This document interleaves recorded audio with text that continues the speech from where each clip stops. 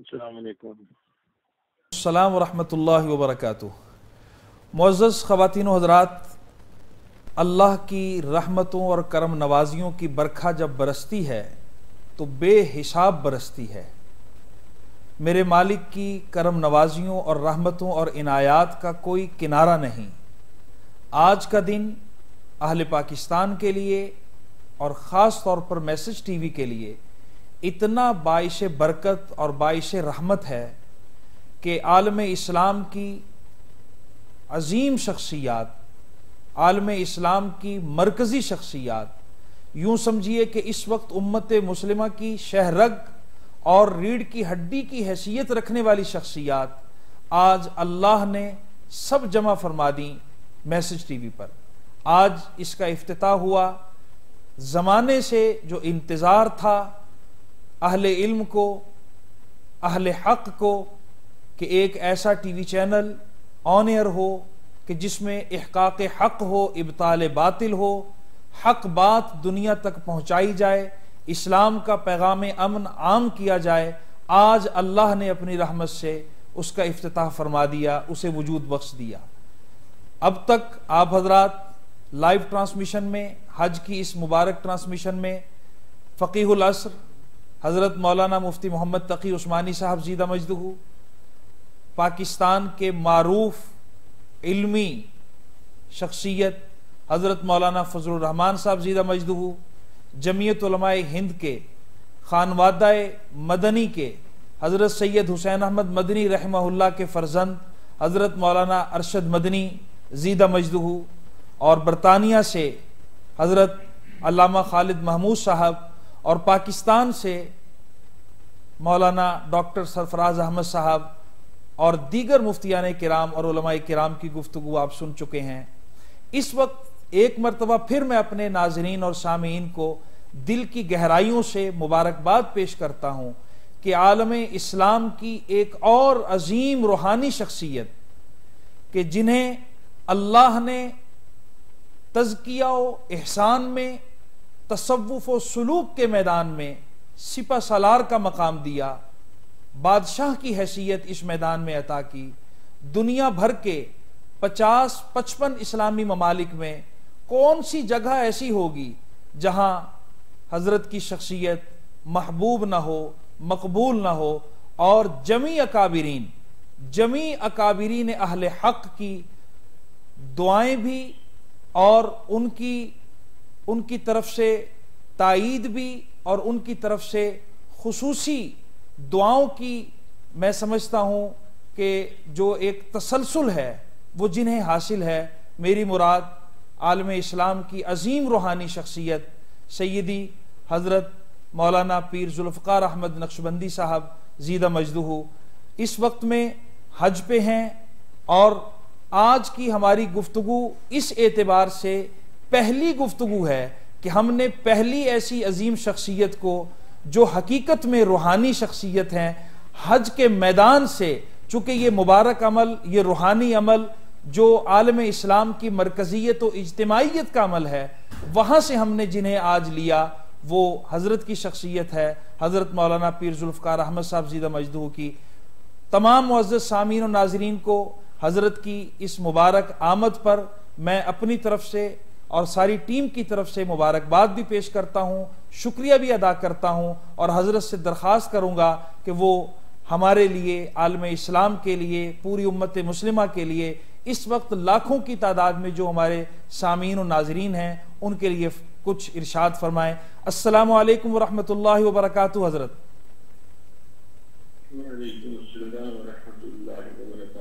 حضرت بہت خوشی ہے، آپ کی شفقتیں ہمیشہ کی طرح سے عالم اسلام کے اس چینل پر، مسلمانوں کے اہل حق کے اس نمائندہ چینل پر باقاعدہ آپ کو خوش آمدید۔ حضرت آپ کی ہمیشہ کی طرح دعاؤں، توجہات، توجیہات، ارشادات کے ہم سب ہمیشہ کی طرح سے منتظر بھی ہیں، محتاج بھی ہیں۔ کیا ارشاد فرمائیں گے حج کے حوالے سے، حج کے اس عظیم رکن، عالم اسلام کے اس عظیم اجتماع کے حوالے سے کیا پیغام آپ شیئر فرمائیں گے؟ ہمارے لیے کیا آپ ارشاد فرمائیں گے؟ آپ کا ہر قول، ہر آپ کا ارشاد ہمارے لیے قابل عمل اور قابل تقلید ہوتا ہے، امت اس کو اپنا مقتدا اور رہنما سمجھتی ہے جو آپ کی شخصیت ہے. کیا ارشاد فرمائیں گے حضرت؟ دین اسلام کی بنیاد 5 ستونوں پر ہے. نبی علیہ السلام نے ارشاد فرمایا بنی الاسلام علی 5. سبحان اللہ، بے شک. اب یہ 5 ستونوں میں سے جو ایمان ہے جی وہ عقیدے سے تعلق رکھتا ہے. سبحان اللہ. اور باقی 4 کا تعلق عبادات سے ہے. جی اس میں ایک بہترین عبادت نماز ہے جی اور دوسری بہترین عبادت حج ہے. سبحان اللہ. جو باقی 2 عبادات ہیں زکوٰۃ اور روزہ، وہ ان عبادات کے معاون ہیں. مثال کے طور پہ نماز انسان اس وقت یکسوئی سے پڑھ سکتا ہے کہ اس کے دل کے اندر فکری ہو، یکسوئی ہو. اور عام طور پر جس بندے کے دل میں دنیا کی محبت بھری ہوئی ہو وہ وساوس کا شکار ہوتا ہے اور وہ یکسوئی سے نماز نہیں ادا کر سکتا. اب دل میں دنیا کی محبت کم کیسے ہو، اس کے لیے اللہ نے زکوٰۃ کو بنایا. زکوٰۃ کے ادا کرنے سے دل سے دنیا کی محبت کم ہوتی ہے، مال کی محبت کم ہو جاتی ہے اور انسان کو یکسوئی نصیب ہوتی ہے. تو نماز کا ادا کرنا آسان ہو جاتا ہے. دوسری بڑی عبادت حج ہے، اور حج جو ہے ہمیں ساری دنیا کو چھوڑ کر اللہ سے اپنے تعلق کو جوڑنا سکھاتی ہے. اور روزہ اس کے لیے معاون کی مانند ہے. چنانچہ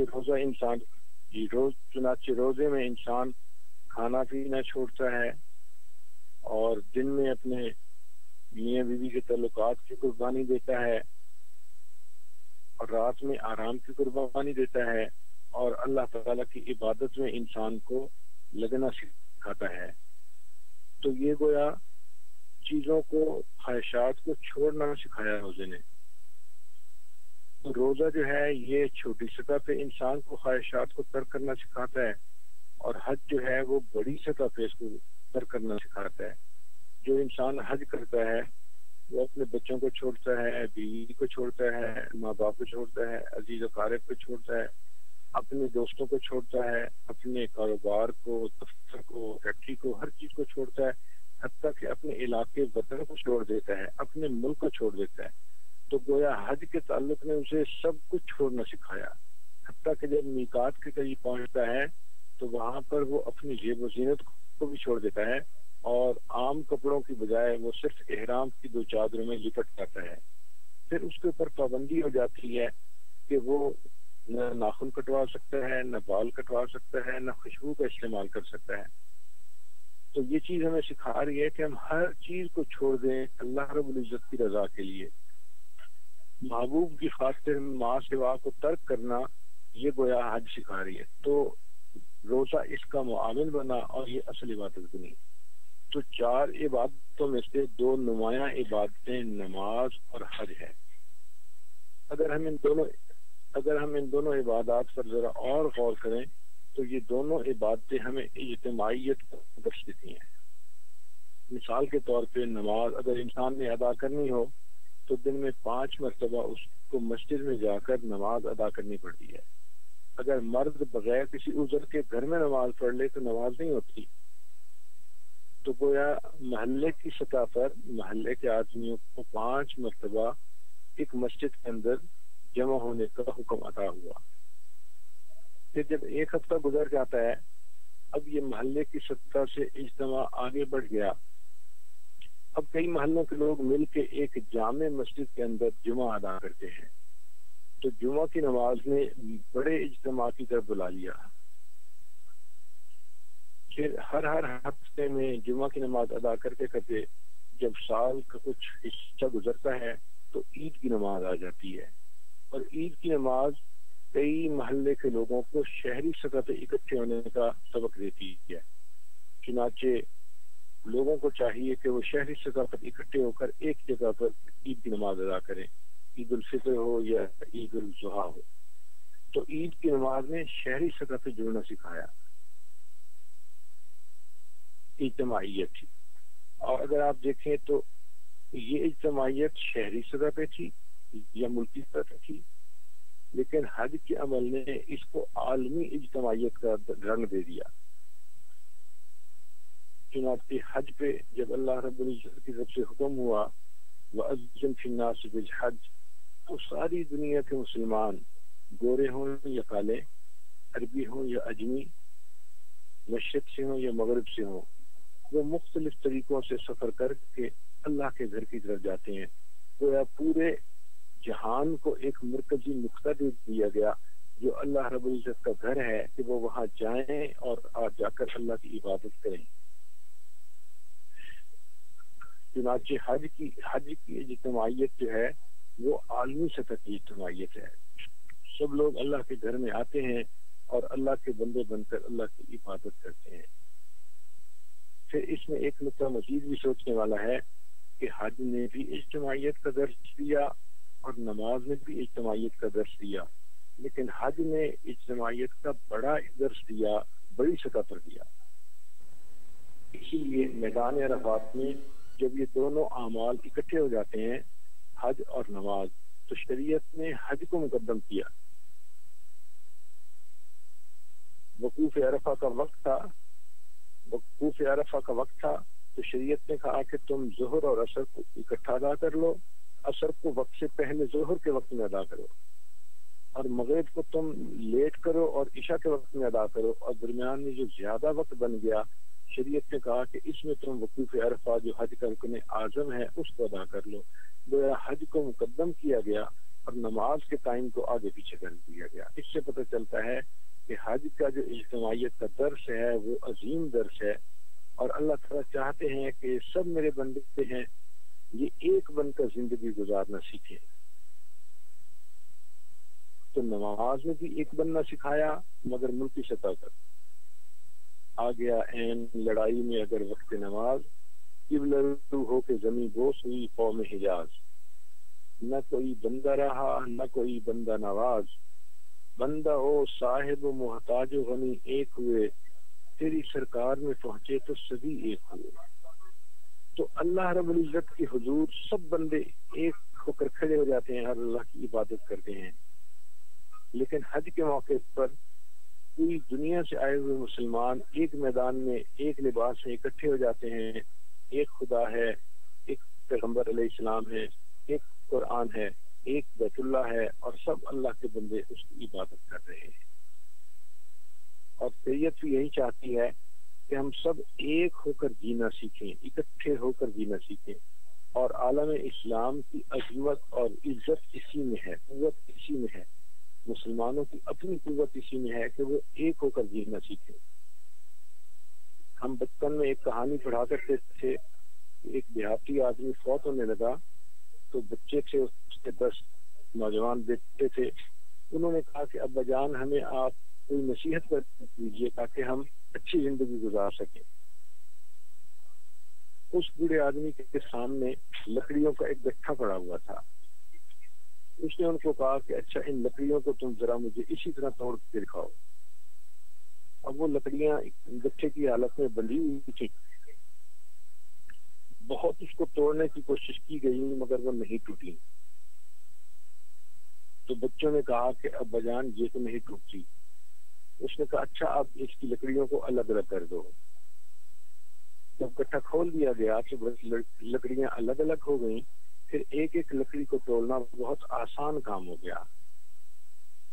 تو بڑے میاں نے سمجھایا کہ دیکھو جب تم الگ الگ ہوگے تو تم کمزور ہوگے، دشمن تمہیں توڑ کے رکھ دے گا، اور اگر تم سب گٹھے کی شکل میں اکٹھے ہوگے تو تمہیں توڑنا کسی کے لیے ممکن نہیں ہوگا۔ یہی چیز ہمیں حج سکھاتی ہے کہ ہم سب مسلمان ایک ہو کر اللہ کے بندے بن کر زندگی گزاریں۔ ہمارے اندر محبت ہوگی، پیار ہوگا، الفت ہوگی، آپس میں جوڑ ہوگا تو ہم ایک ہوں گے، پھر ہم اس وقت مضبوط ہوں گے۔ اسی راز سے نبی علیہ السلام نے پردہ ہٹایا اور فرمایا کہ اگر تم ایک دوسرے سے الگ الگ ہو جاؤ گے فتفشلوا وتذهب ريحكم، تم الگ الگ ہو گے تو تمہاری ہوا اکھڑ جائے گی۔ اللہ تعالی ہمیں حج کے اس سبق پر عمل کرنے کی توفیق عطا فرمائے. ہم چھوٹی چھوٹی بنیادی جو ایک دوسرے سے شکنجیاں ہوتی ہیں ان کو بلائیں اور ایک دوسرے سے اختلافات کو ختم کریں اور اختلاف کے باوجود محبت پیار سے مل جل کر رہنا سیکھیں. یہ شریعت ہمیں درس دیتی ہے. اللہ تعالی ہمیں اجتماعیت کی قدر کرنے کی توفیق عطا فرمائے اور امت مسلمہ کو اللہ تعالی رکھتے پرانی عزتیں عطا فرمائے. آمین. آپ نے اتنے خوبصورت انداز میں، سامعین یہ ہیں وہ انبیاء علیہم السلام کے وارث، یہ ہیں میرے محبوب صلی اللہ علیہ وآلہ وسلم کے حقیقی وارث، کہ جنہیں اللہ نے وہ بصیرت عطا کی ہے کہ جو امت کی نبض شناس لوگ ہیں، امت کی نبض پہ ہاتھ رکھ کے بات فرماتے ہیں.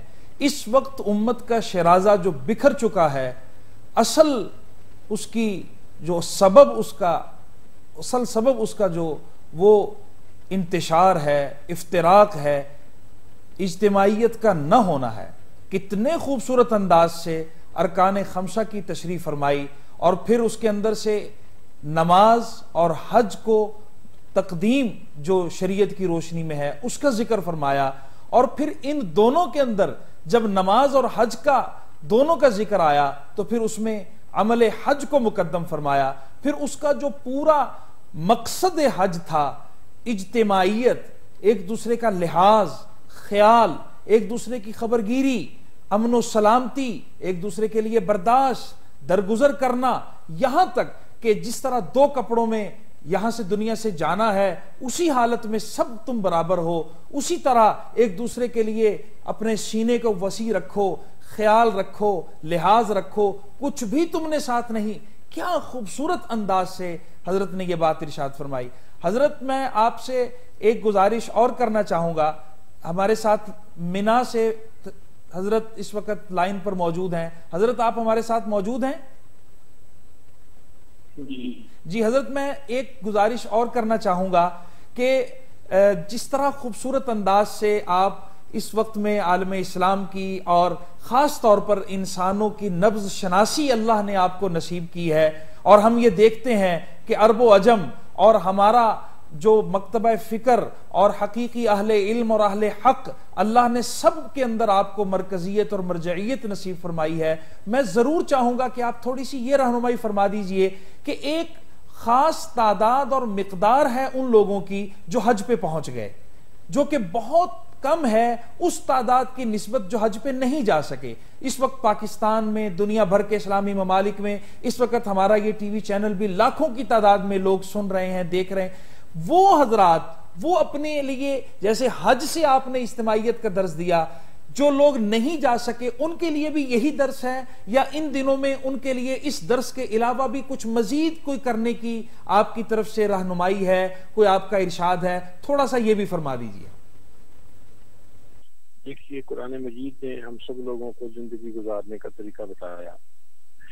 اللہ رب العزت ارشاد فرماتے ہیں وَاعْتَصِمُوا بِحَبْلِ اللَّهِ جَمِيعًا وَلَا تَفَرَّقُوا، کہ تم سب کے سب لوگ اللہ کی رسی کو جمع ہو کر پکڑ لو اور آپس میں تم جدا جدا نہ ہو. گویا دین اسلام کا یہ ایسا پیارا پیغام ہے جو پوری انسانیت کو ایک جگہ پر اکٹھا کر دیتا ہے، ایک جگہ پر جمع کر دیتا ہے. تو ہمیں چاہیے کہ ہم شریعت کی ان تعلیمات کو مقدم رکھیں اور ہم سب ایک بن کر زندگی گزاریں کہ سب اللہ کے بندے ہیں اور آپس میں سب بھائی ہے. اسی کو نبی اسلام نے فرمایا وَكُونُوا عِبَادَ اللَّهِ إِخْوَانًا، اور لوگوں تم سب کے سب بھائی بھائی بن کر زندگی گزارو.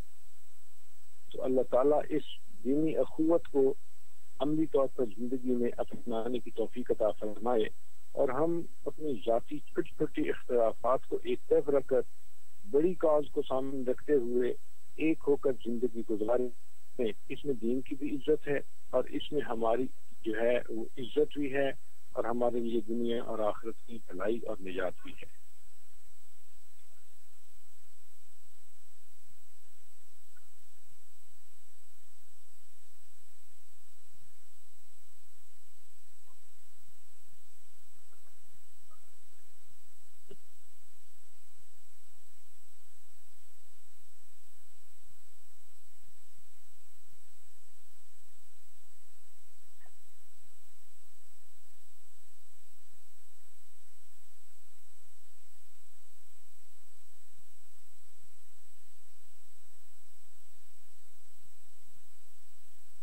حق میں بہت قبول ہوتی ہیں. ہمارا یہ عقیدہ ہے, ہمارا یہ ایمان ہے. اللہ نے آپ کو وہ بلند مقام نصیب فرمایا.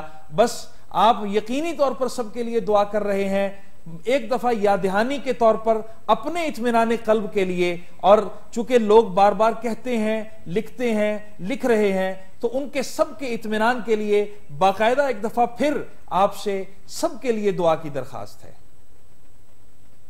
یہ انشاءاللہ یہ آج سب کے لیے دعا رہے گا. اللہ تعالیٰ ہم سب کی دعائیں قبول فرمائے. خیر و احسن الجزا. معزز خواتین و حضرات, سامعین و ناظرین, عالم اسلام کی عظیم روحانی شخصیت, بے مثل اور بے بدل شخصیت, اللہ نے جن سے خوب دین کا کام لیا, اللہ صحت سلامتی سے سایہ سلامت رکھے. ہمارے تمام مشائخ, تمام اکابر, تمام اولیاء اللہ, تمام علماء, کتنے خوبصورت خوبصورت لوگ آج ہمارے ساتھ, حضرت مفتی تقی عثمانی صاحب, حضرت پیر ذوالفقار صاحب, حضرت مولانا فضل الرحمان صاحب, حضرت مولانا ارشد مدنی صاحب, اور دیگر حضرات اور مشائخ, علامہ خالد محمود صاحب, کتنے لوگوں سے آج استفادے کا موقع ملا. اللہ ان سب کا سایہ سلامت رکھے اور ہمیشہ ہمیں خیر کے کام کی توفیق دیے رکھے. معزز خواتین و حضرات, انشاءاللہ ایک وقفے کے بعد دوبارہ حاضر ہوں.